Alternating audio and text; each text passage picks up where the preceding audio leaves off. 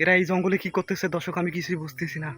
আমি নিজে যেখানে ঢুকে অবাক হয়ে গেছি, সেখানে এরা কি করতেছে, আমার তো মাথা ঘুরতেছে দর্শক। আমি অলরেডি ভিতরে ঢুকতেছি, অনেক ভয়াবহ জঙ্গলটা।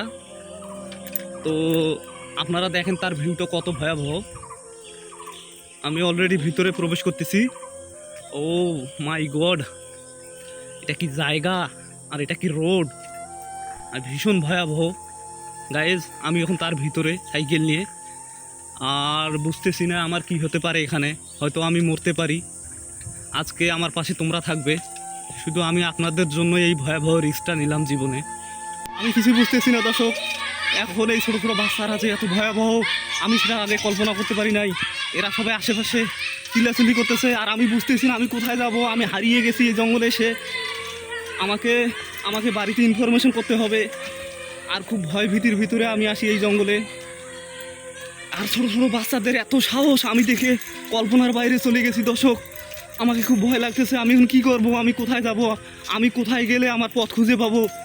আমি শুধুই জঙ্গল দেখতেছি, এখানে কোনো লোকজন নাই। এগুলো ছোটো বাচ্চা বাচ্চা দেখতেছি, তারা সবাই চিল্লাচিল্লি করতেছে। আমি এখন কি করি দর্শক? হায় আল্লাহ, আমি তো কোনো মাথা খুঁজে পাচ্ছি না এই জঙ্গলের শেষ কোথায়। শুধুই আমি অবাক হয়ে যাচ্ছি, আমি কেন ঢুকলাম এই জঙ্গলে।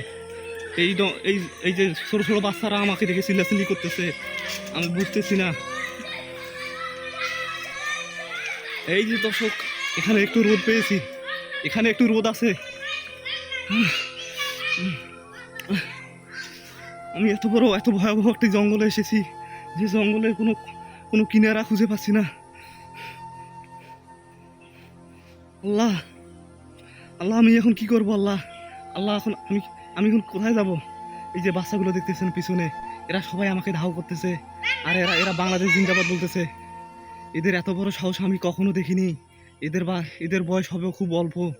এরা এই জঙ্গলে কি করতেছে দর্শক, আমি কিছুই বুঝতেছি না।